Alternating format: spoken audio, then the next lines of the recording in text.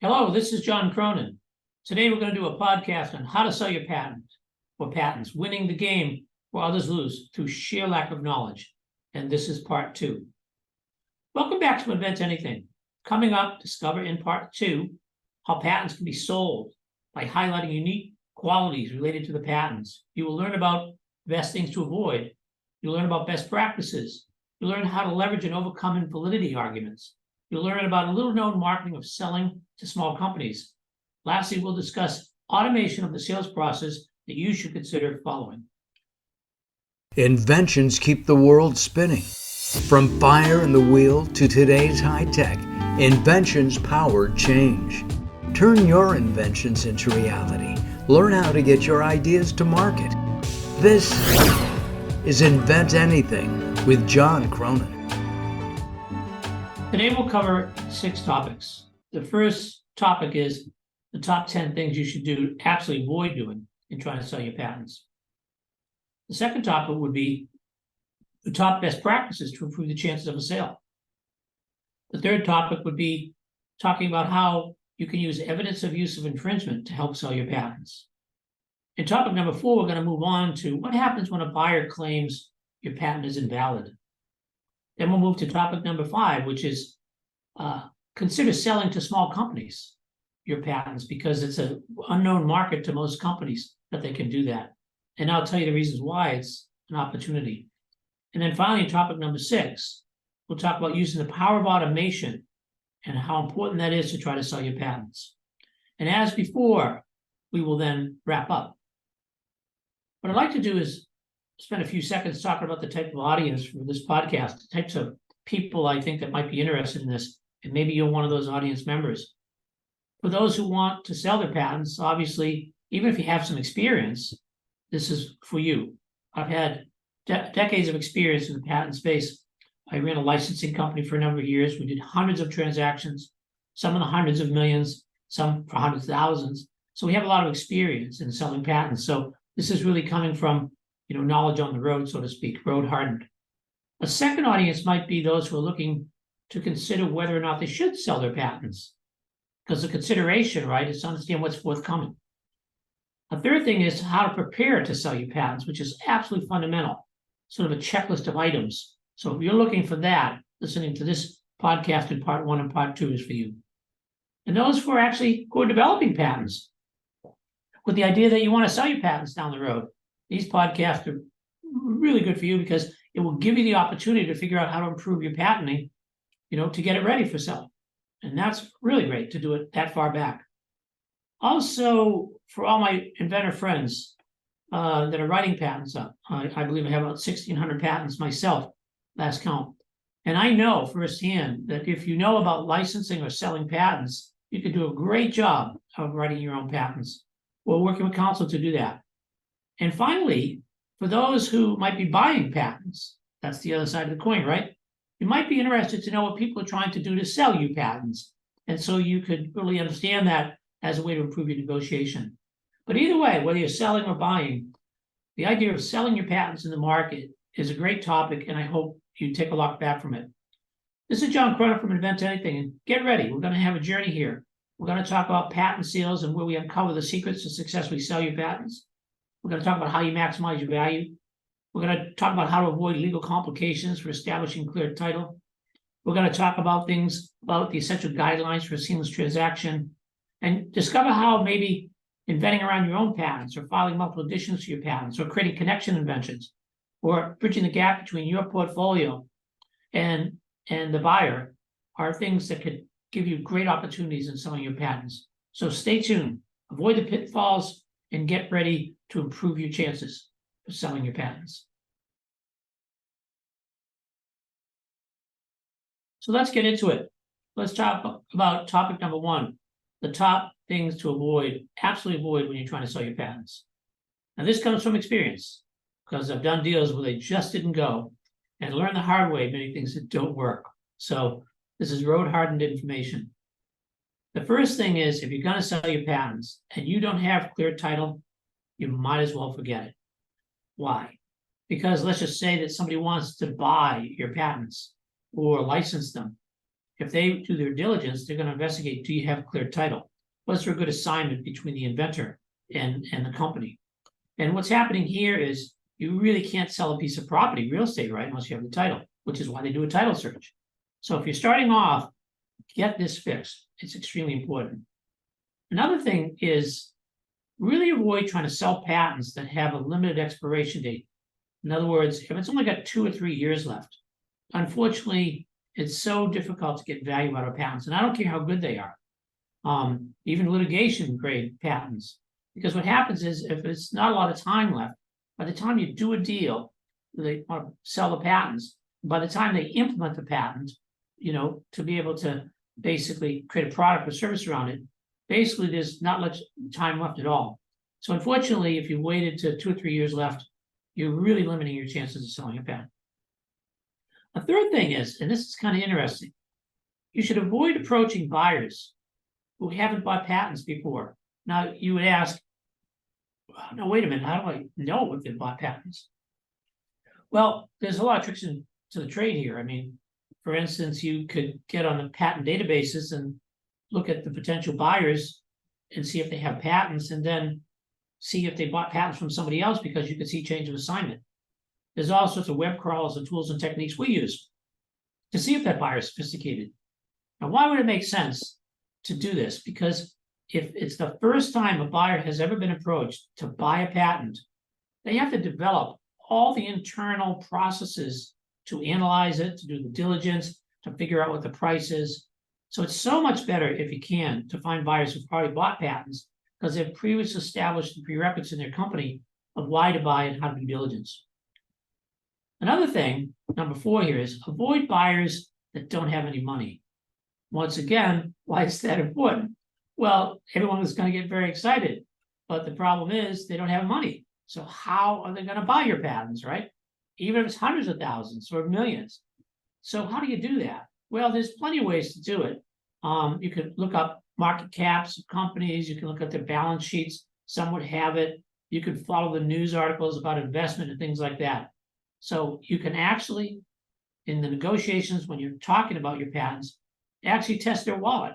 See if they have a treasury that's available to buy patents right in the front end. So avoid buyers that don't have funds to buy patents. Makes sense. I mean, you wouldn't be going to a car lot to buy a car if you didn't have enough money in the bank to buy the car, right? Number 5 is avoid buyers that basically don't have their own patents. Now, this may sound kind of crazy, because you would think that one reason why a buyer would buy your patents is because they don't have the patents. But once again, like before, if the buyer doesn't have sophistication in having their own patents, justifying to them that they have to buy patents from you is much harder. Now, number 6 here is so important, I could do a podcast or 2 on it, and I believe I will at some point. And that is avoid anything to do with the declaratory judgment. So when you sell your patents, what you do not want to do is have the buyer, the potential buyer, basically turn around, close the door on you, take you to court because of a business interference litigation tort against you. Now, what does that mean? Simply, it means that somewhere in the negotiations, you told the buyer, potential buyer, that they're violating your patent. Well, that's the language that you would use to make them very afraid that they're going to get sued. And so what they want to do is they don't want a business that has that risk associated with it. So once they hear that, a lot of companies will turn around and sue you for a declaratory judgment to get a proof from the judge that you're not violating the patent, that they're not violating the patents. So do everything you can to avoid declaratory judgment.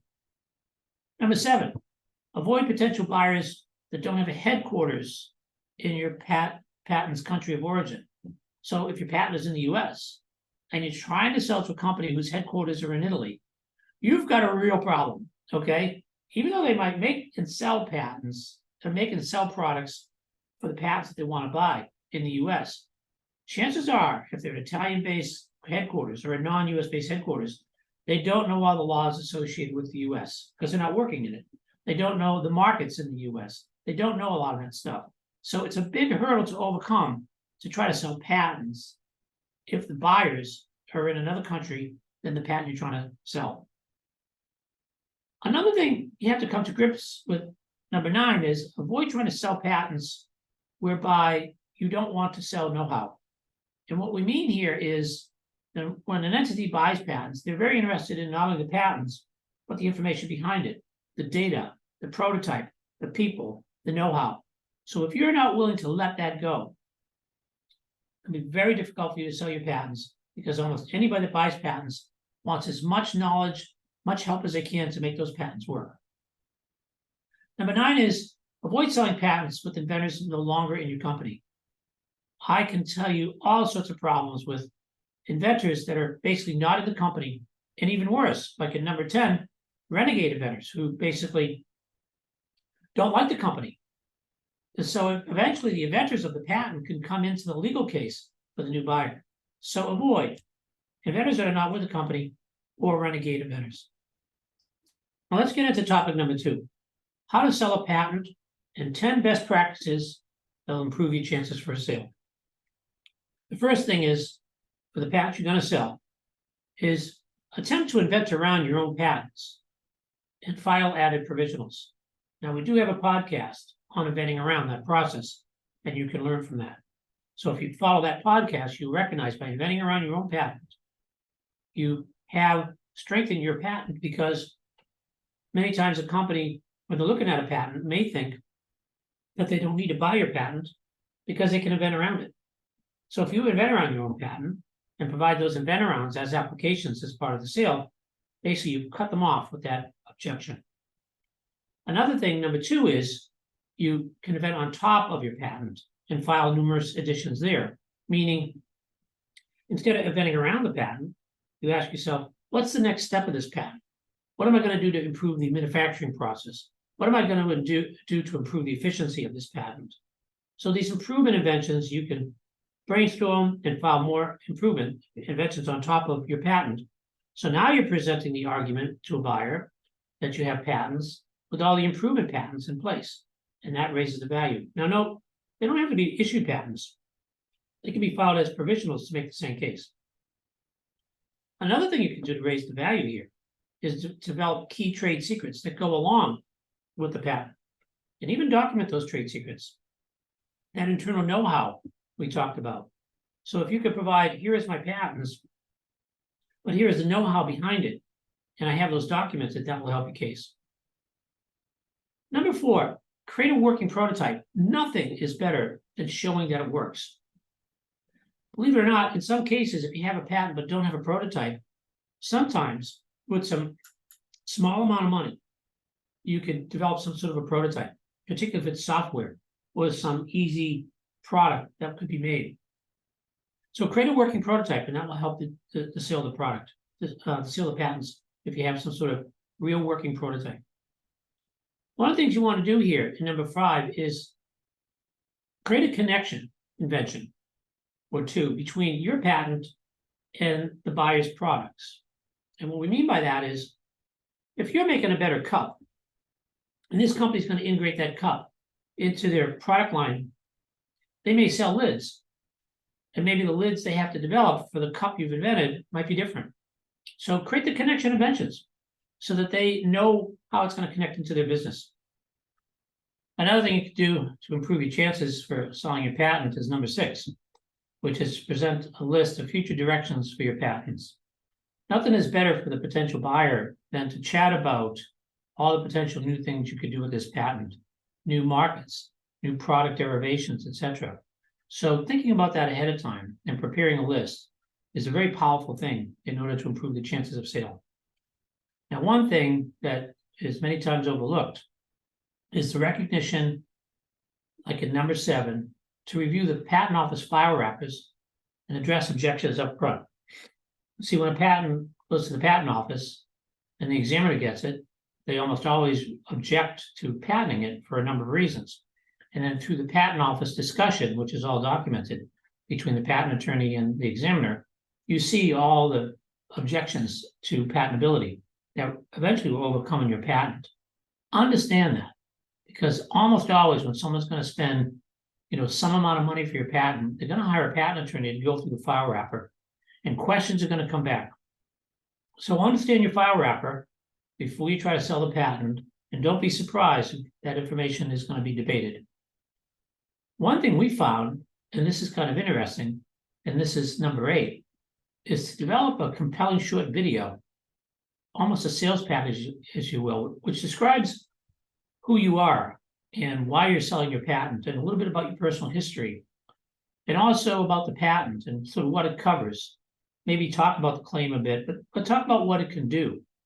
A 2-minute video of this is really helpful in a sales package, because if you have a little write-up that you're sending to somebody, they can click on a link and they can get to know you, the person, and your story. You're adding the personalization to your patent. And people love a good story. As a matter of fact, sometimes these videos that we've made end up winning the day to get us through the gatekeepers, and having basically the buyer feel like they're your friends because they want to help you. And believe it or not, I've seen these relationship forms between buyers and sellers. So make a short video. Number 9, what you could do is highlight the market potential by doing some level of evaluation. In other words, there's expert help on this. My firm does valuations all the time, but and other firms do. But if you can either find a firm to do that or try yourself to figure out what the total market is and the apportionment of your patent in that market, and assume some average royalty rates and so on. Figure out what you think the value of the patent is, at least from a licensing perspective. When they buy it, they might buy it less than the licensing value because you can license to many and they're only one entity. But at least get a round number of what you think this is worth.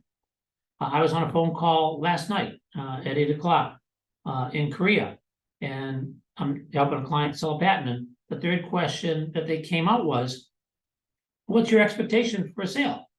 Because we previously worked it out, I could use this, mid-8 figures is what I said. And they were very surprised because that's a pretty big number. But then they asked me to justify it, and I was ready to do that, which I did. So all of a sudden there was silence on the other end because we knew the value and we could back it up. Now, number 10 is rationalize the cost of obtaining the patent to the buyer. Now, obviously there's cost to the patent attorneys, the patent fees, and things like that. I'm not talking about that. I think everybody would know that. But a lot of times patents are the result of many millions of dollars of investment into the company, right? And the result of many trials and error to get to the point where it worked. And maybe the company didn't work out, but maybe it was an invested capital of 15 million, of which these 3 patents, for instance, was the result of that. Therefore, you can really talk about the value of your patent from how much was invested in it. And that's an important point. So we could go on and on about ways to improve things. So let's go on to the next topics coming up.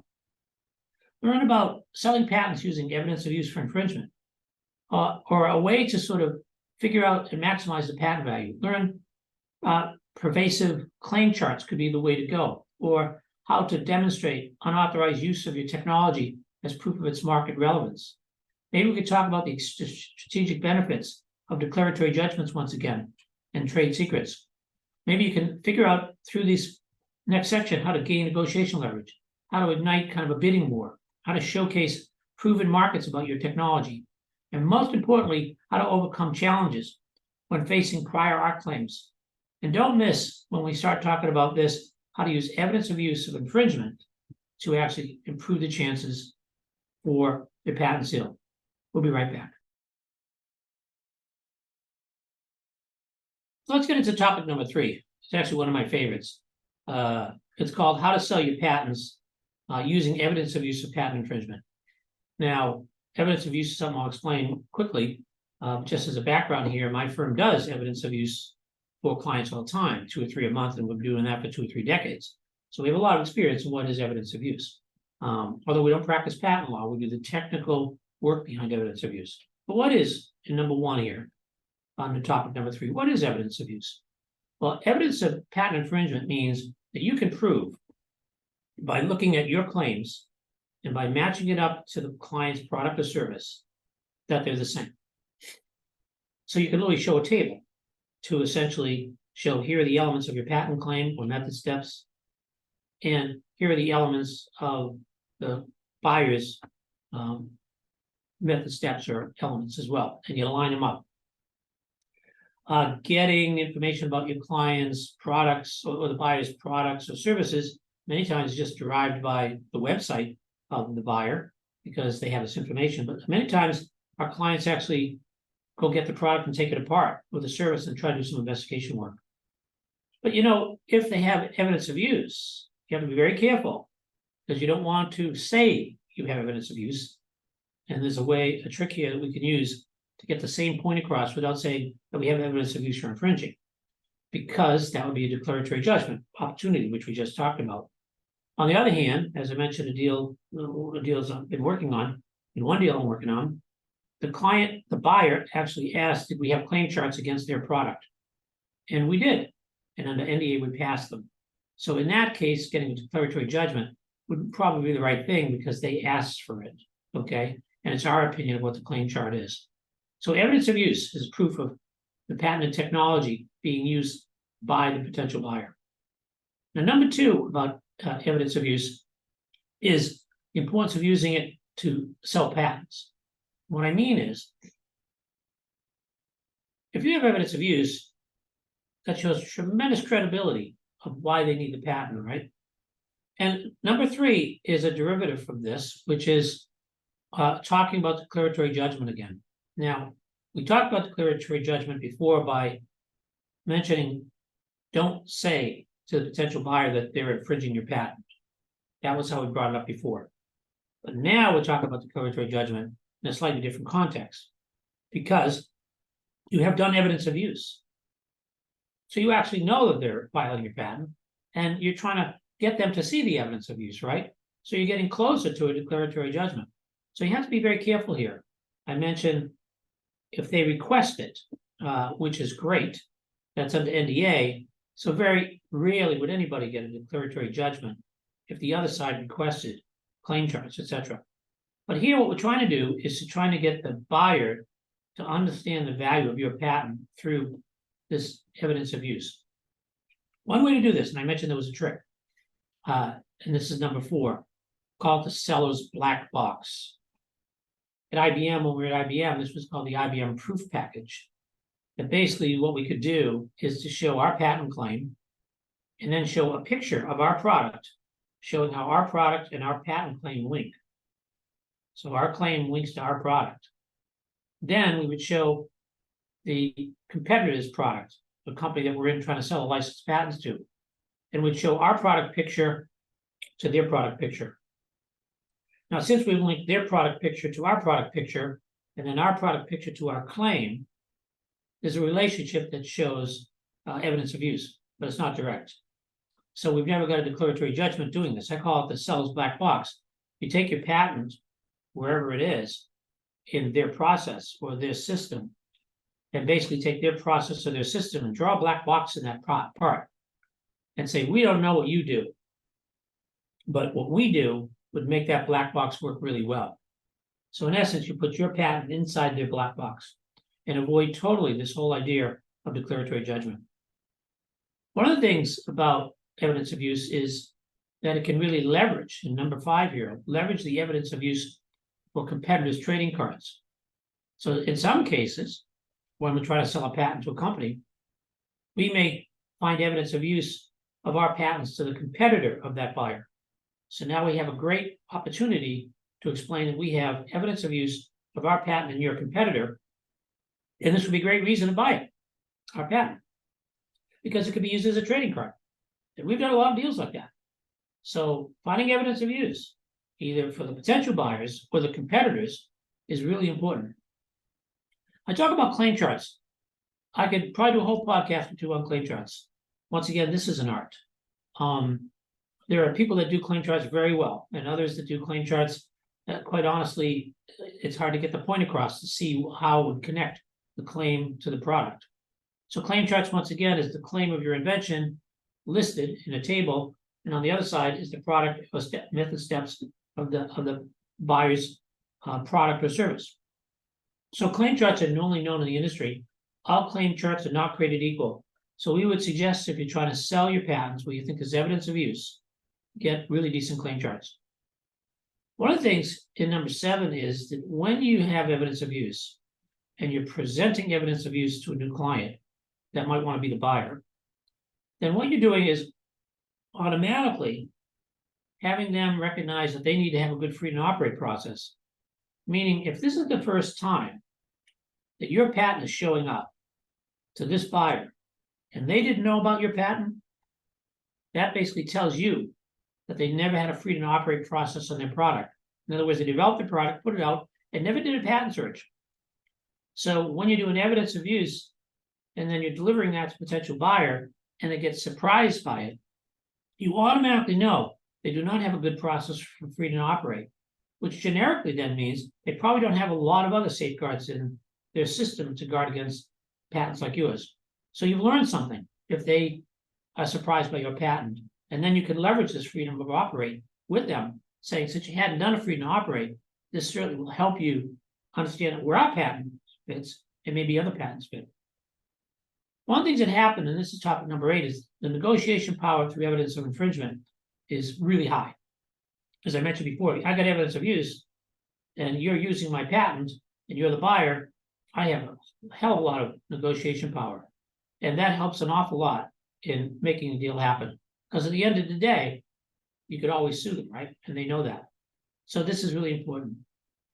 In number 9, we want to increase the value of our patent to the buyer by creating a bidding war.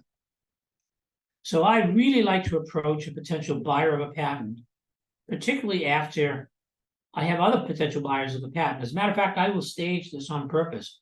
I will get a buyer very early interested at the highest level that there's some interest. And then I find another buyer, basically this bidding war, that becomes interested as well. Now I can mention to the second buyer that I have a potential first buyer that has interest. I never have to get involved into how much interest it is. So I always like to keep competitor bidding around. I'm never dishonest, but it's all a negotiation, right? So if someone knows that there's another party bidding on this patent, they may up their indication of speed and value to buy your patent. Number 10 is using evidence of use, is that basically, whether it's evidence of use against them or evidence of use against their competitor, it really shows that your patent has established market precedent, right? That your patent is actually being used in the market. And that, of course, is a great big check mark about the value of your patent. And finally, in evidence of use, number 11 is what you can do is have enhanced due diligence for informed business decisions.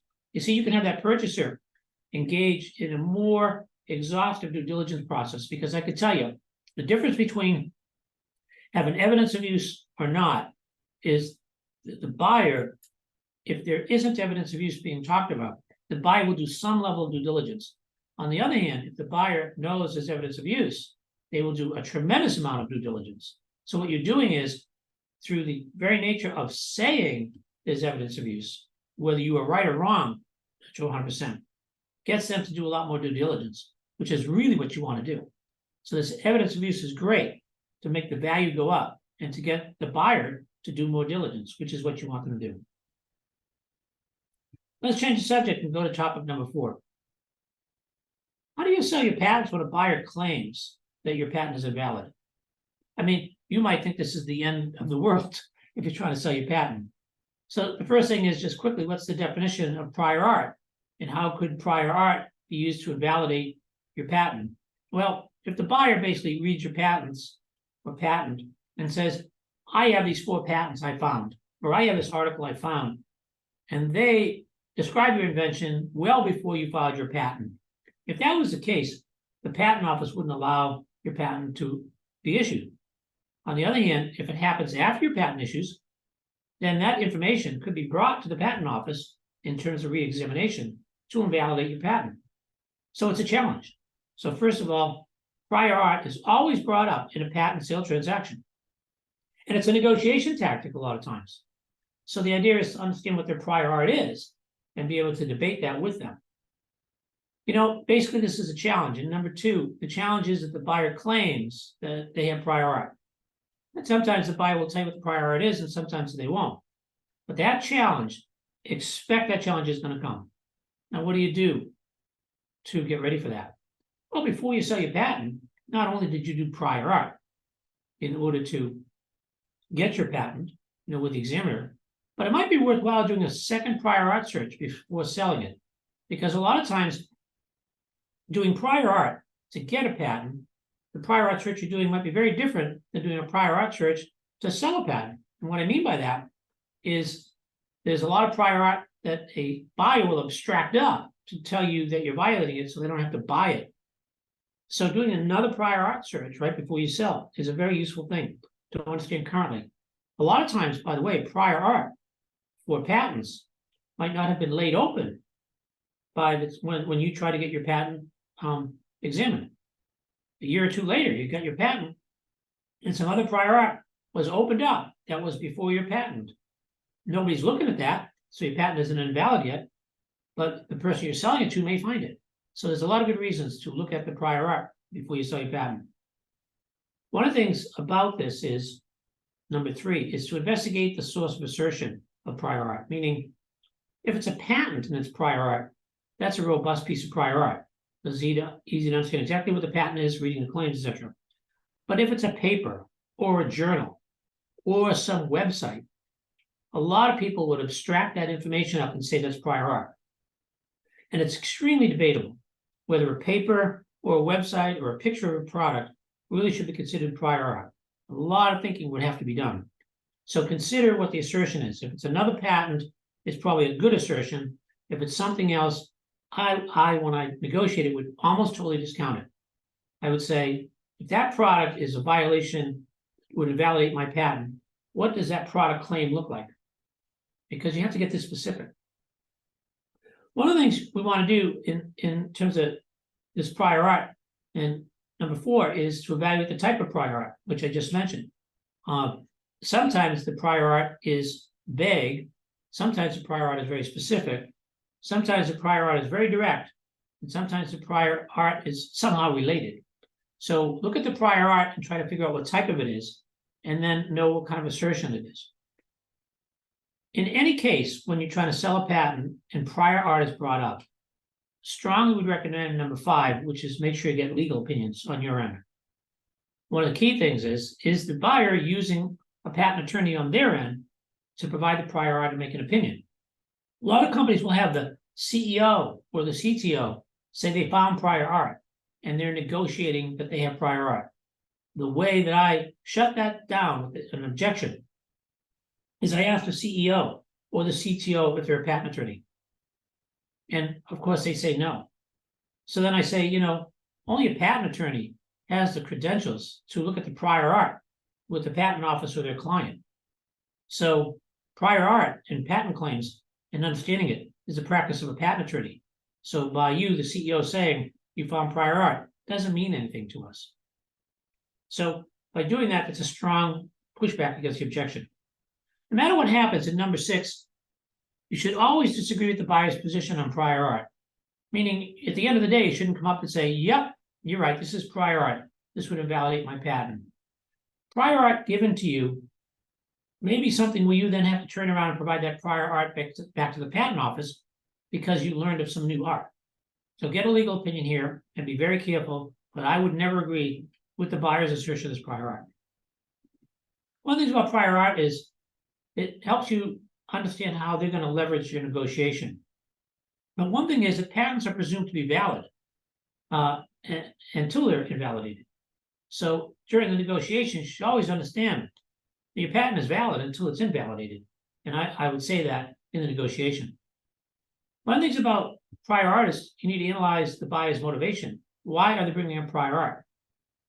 In some cases, they'll bring up prior art at the end of the negotiation. They'll ask for claim charts. You go through that, and then they'll bring up prior art. The question is, why would they bring up prior art after they reviewed your claim charts?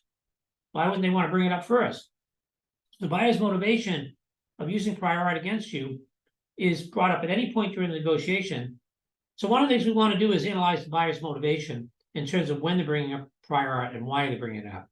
Sometimes they're bringing it up just to let you know that there's some negative opportunity on their end to say no.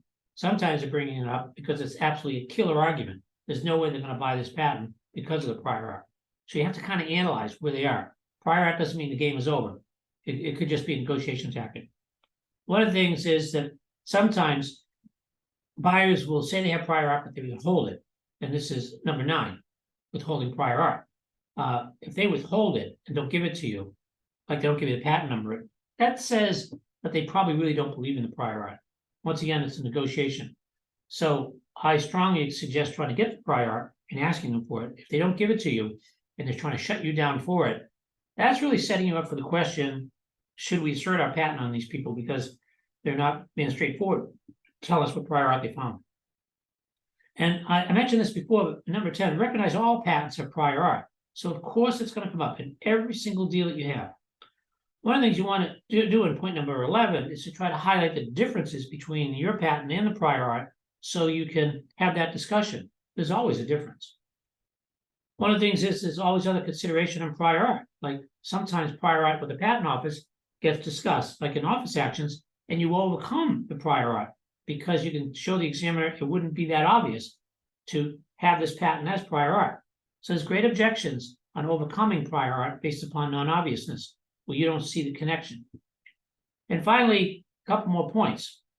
You can take a look in number 13 to explore different claim elements because it's prior art against a claim, but your patent has maybe 25 claims. So which claims is it that there's prior art against? Sometimes you have a system claim and a method claim. It may be prior art against a system claim, but not against a method. Sometimes a patent could have prior art at a broad level. So your first claim maybe gets invalidated, but your second claim, which is a dependent claim off the first, would not. You see, patents get allowed with something that an improvements to the claim. So you have a first claim, a second claim, a third claim. So a more narrow claim could be what they're doing, and that doesn't have prior art on it. Only the broadest claim has prior art on it.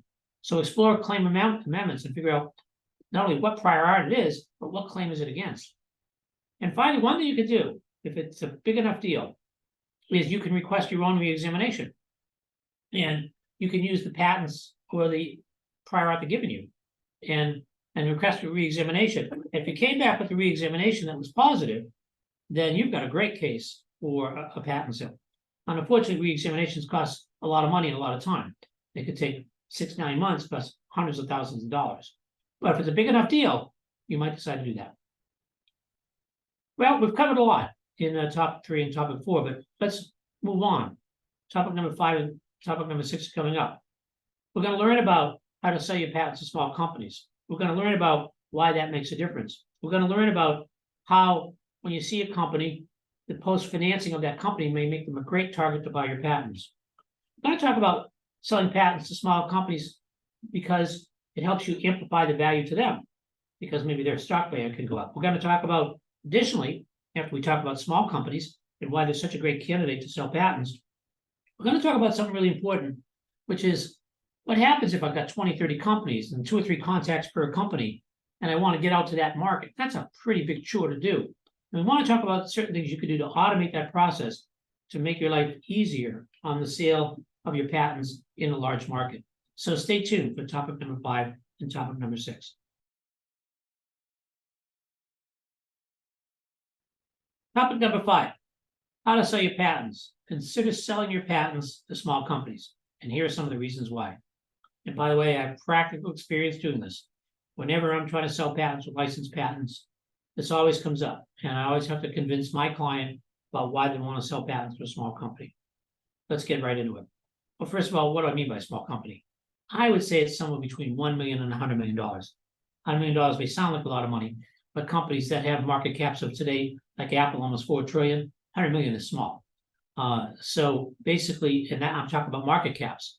So the company could have $5 million in cash, it'd be a $100 million market cap. So generally, small companies, 1 million, 100 million, particularly even small private companies or small public companies, they make great opportunities for selling your patent.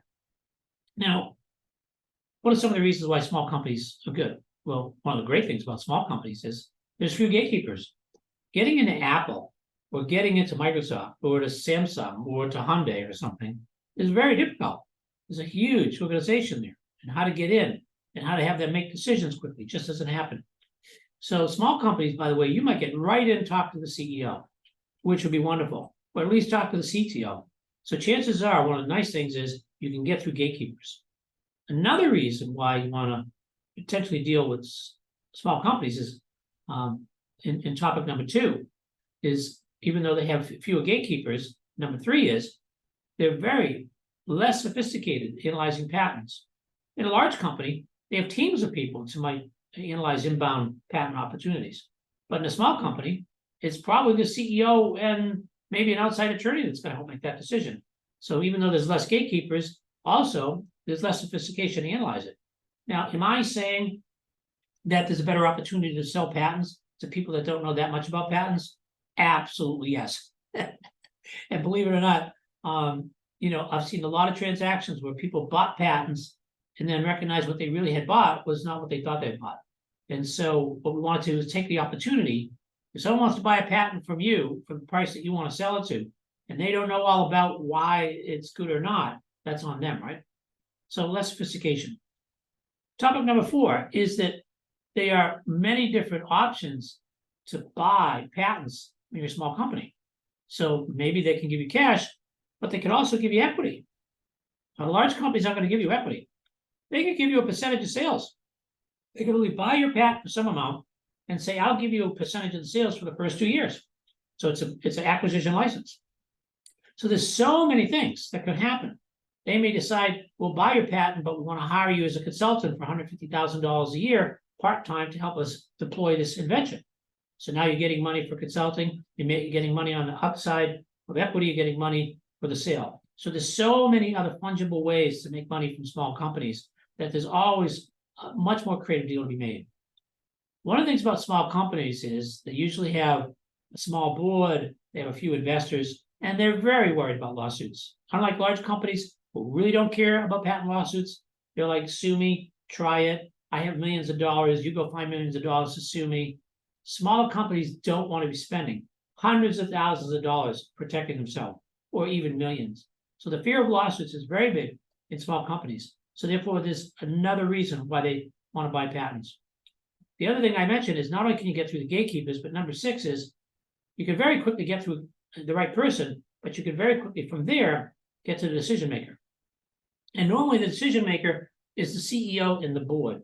And anything above a certain amount, generally the CEO can, do, if it's $500,000, $250,000, but the CEO, probably with the board, has a charter that says he doesn't make business transaction decisions if it's above, say, $5 million. So at some point you may find yourself in front of the board, but that's it. I mean, you're within 2 jumps to the top decision makers. One of the things that's great about small companies is that if you found out they just got a financing, or they just got $20 million financing for something, they have this money in their treasury, and generally most small companies, 1 million, 100 million, don't have a very good idea of the use of funds. They have some idea, but not detailed. And we've done a lot of transactions where all of a sudden there was a round of funding, we came in to sell the patents, and the CEO thinks because he has money in his treasury, he really wants to buy this patent, he buys it. When I first started my first company, IP Capital, raised a bunch of money as a CEO, it was amazing to me how many employees came to me wanting to do new things that we hadn't even dreamed of. One employee said, well, we should put in a shower because I can run at lunch and spend more time at the office, so I should spend 20 grand and put a shower in. I mean, is that sort of thinking, right? That CEOs with new money feel a little bit flush in the pocketbook that they might spend the money. One of the things with small companies is the motivation to buy patents is also high because they can leverage it a lot. Buying a patent or 2 or 3, they can leverage it a lot in their markets. They can put it on their website, put it in their marketing, use it with customers, use it with the board, use it with the press. And you see, a large company buying your patent wouldn't do any of those things. So there's so much extra things that a small company could do buying a patent. It's big news. And the other thing is that small companies have a way when they buy patents to amplify their own value. It turns them into, if they don't have any patents, now they do, and that gives them credibility. Now note, earlier I said, don't go to a company if they don't have their own patents. However, nothing's black and white here. I would say if they don't have their own patents, that's a negative to start with. But if they're a small company and they have money, that's a good market, okay, because of all the things we just mentioned. So it's very difficult for a large company to amplify the value because they already got multi-billion-dollar markets, and your patent is not going to move the needle. Well, on a small company, your patent could be a brand new product that could double their revenues. So there's always a different way with small companies. So please consider small companies when you're trying to sell your patent. Well, let's move on to topic number 6. How to sell your patents using the power of automation. Now, I thought about whether I should really put this in the podcast because for a number of years, we've applied automation to the sale of patents or the licensing of patents. And one of the things that we recognized over the years, I ran a licensing company and sold it a number of years ago. And we were doing lots of transactions with licensing executives, and we sold a lot of patents. And through the process of selling and licensing lots of patents, we had to get efficient at it. So there's all sorts of things we did to automate. Automated how to evaluate the quality of the patent, automate who might buy the patent, automate how to find the gatekeepers, automate how to reach to the gatekeepers. All these things are processes that take time, and we figured out a way to automate it. And we still do that today. But I'd like to touch on some of the automation that you yourself could do and think about. So number 2 is think about automating the identification of interest of companies.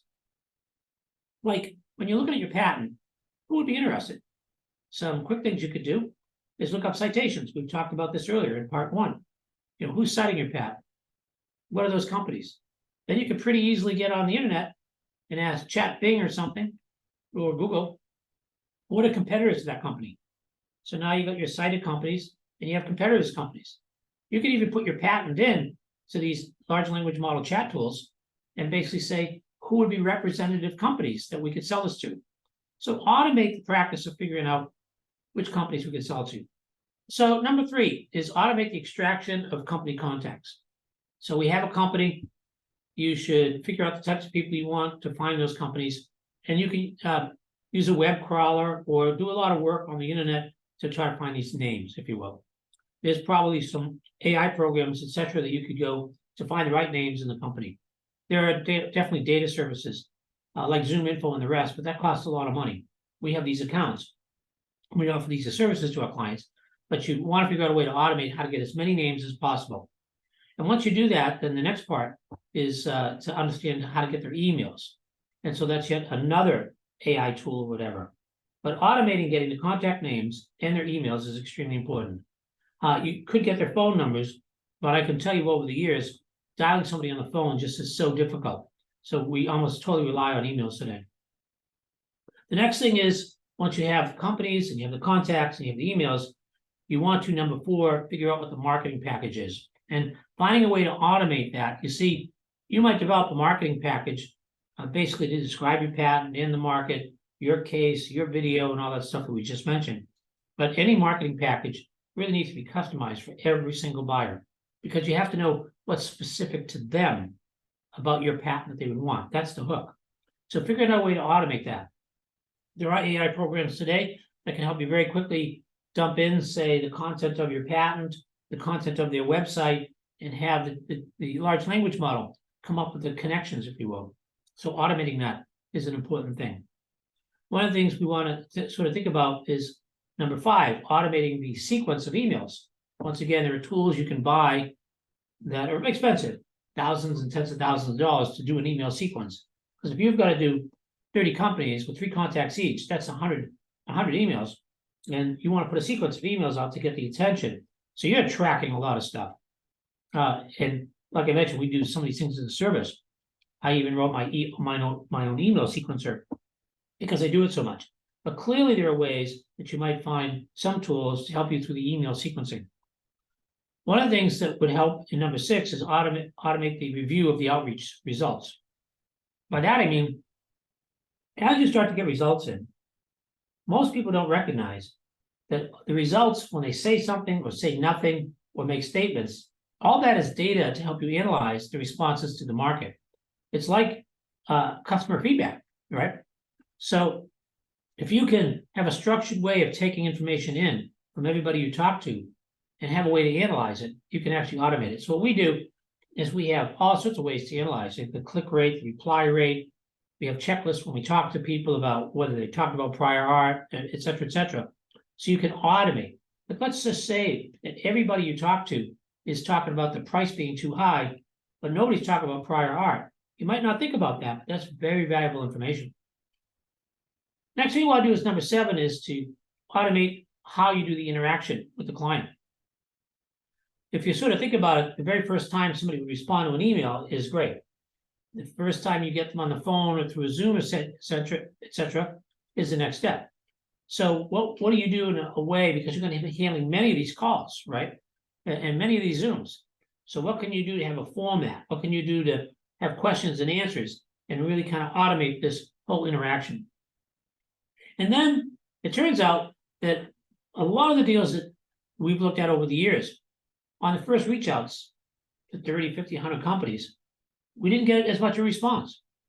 Well, what we recognized, and this is all serendipitous, that 6 months or a year later, sometimes we get emails from some of the clients that said no, to now the client saying, can I get in touch with that inventor that owns a patent if it's still for sale? Because now we have an interest. Well, what's up with that? Well, what's up with that is that now that they understood the patent, maybe they didn't have a need for it, but then something happens in the market and they say, geez, if we had that patent, if we had that direction, we could use it. So you should automate this whole ability, if you're not successful in the first round, maybe 6 months or a year and a half or 2 years, automate a trigger to respond out. And number 9 is, if all that sounds like too much work, you don't have to worry, because there are firms out there that can help with that whole automation. Now, some of these firms like to take back-end upside for it. Some firms want to get some consulting fees for it. Some want both. So you should kind of pick and choose your automation partner if you do. But if you don't have time, but you think your patent's valuable, I'd strongly recommend that you go after an automation partner. So let's wrap up. In topic number 1, we talked about the top 10 things to avoid. I mean, we talked about selling patents with avoiding legal complications, title. We talked about things like expiration dates. We talked about things like mistakes that you could make by finding companies that don't have enough funds, that don't understand patents, etc. We talked about declaratory judgments and avoiding those. We talked about somehow making sure that your patents are in the same headquarters as the buyer, because that's important. We talked about things like how to make sure that you're ready to share know-how, and how to make sure that with the inventors on the patents, that they're still with the company, hopefully, or at worst, they're not renegade inventors, because that'll make everything very complicated. In topic number 2, we talked about how to sell patents in terms of the 10 best practices to improve the chances of sale. We talked about things like inventing around your patent or on top of your patent.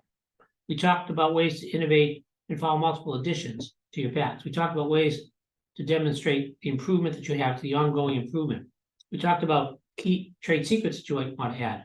We talked about adding prototypes. We talked about connection IP. We talked about how to spark interest and getting good at understanding what the file wrapper said. And we talked about how to do compelling videos, and also how to highlight the value across relevant markets. And no matter what, how to try to rationalize that the cost invested in your patent is a big opportunity for someone when they buy the patent to get all that essential investment in the patent. In topic number 3, we talked about evidence of use. And this one, always want to be careful of, right? We talked about how evidence of use by definition invalidates your patent. And so the evidence of use, basically, if your patent is valid, is a marker that says that the buyer might be using your patent. We talked about the declaratory judgment issue once again, because now it's more highlighted in things like patent infringement. We talked about the evidence of use of not only the company you're selling it to, but to their competitor, and how to use that as a trading card. We talked about claim charts and how to make sure they were accurate and find the right entities that help with the right claim charts. We found that how this strongly helps negotiation power if you have evidence of use, right? And we also talked about the perceived value, because if you have evidence of use, the market value is certainly higher. It shows that it's in the market, that people are actually doing it. And also we said that if you get evidence of use, they have to do more due diligence by definition, because they don't want to get sued. And that's what you want. You want any company that might want to buy your patent to do really good due diligence, because they become interested as they do more due diligence. In topic number 4, we talked about what happens when the buyer says, hey, you know what, your patent's invalid. It happens a lot. Okay, what does that actually mean? Well, we talked about invalidity means that if they have prior art, if that prior art was available for the examiner, they wouldn't have issued your patent. So if that prior art becomes available after the examiner allowed it, it could be used to invalidate your patent through re-examination. But you know what? If all of a sudden, the buyer claims your patent's invalid, there's a lot you can do. You can strengthen your position here by understanding the prior art yourself, by understanding through a legal opinion whether or not the prior art is really good prior art or not. We also know that it's not just the prior art against your patent claim, but it's all claims. And you may have many claims in the patent that is not invalid. And so you should go down that road as well. We talked about how to talk about the unique aspects of your patent claims and how it could be that you yourself might tell them that even though you have some claims that don't appear to be invalid, it turns out that those claims are the most valuable part of the invention. And we also talked about strategies like you understanding the complexity of the prior art enough to understand the type and so on, to actually use that in the negotiation. And finally, we said, at the end of the day, you might decide to do your own re-examination. In topic number 5, we talked about consider selling to a small company. And there are many good reasons why. I mean, we talked about there's fewer gatekeepers. We talked about it's easy to get the decision makers, more easy than a large company. We talked about there's all sorts of things to negotiate, equity and consulting fees and things. We talked about how small companies can really amplify the value out of doing a sale. We talked about small companies probably don't have the expertise that large company does. And maybe in this case, no expertise is going to help you sell the patent.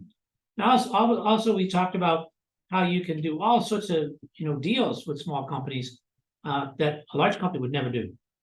So think about small companies as a class of potential buyers. And finally, we ended up in topic number 6, talk about all those steps about automation. How to find the right companies, how to find the right names, how to get their emails, how to build a marketing package that's unique to each potential buyer, how to then automate the process of sequences of emails and to get to them, how to automate getting them on the phone or the Zoom call for the first time, how to collect and analyze their data so that you really know what's going on. And finally, how to use that in a negotiation. And then at the end, we said, many deals might not happen in the time you want, but don't forget, re-engaging a sale package 6 months, a year and a half, 2 years. Many times we've done deals years after we started because all of a sudden the market wakes up and decides to need your patent. So we hope this podcast helped with these 6 different topics. If you like this, please subscribe at the bottom and come join us at our blog, Invent Anything. And also take a listen to our new podcast series on inventors at work. This is John Cronin, Invent Anything.